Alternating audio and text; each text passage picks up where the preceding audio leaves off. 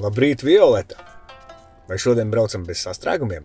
Sveiks, izvēlos optimālāko maršrutu. Gatavs, varam braukt.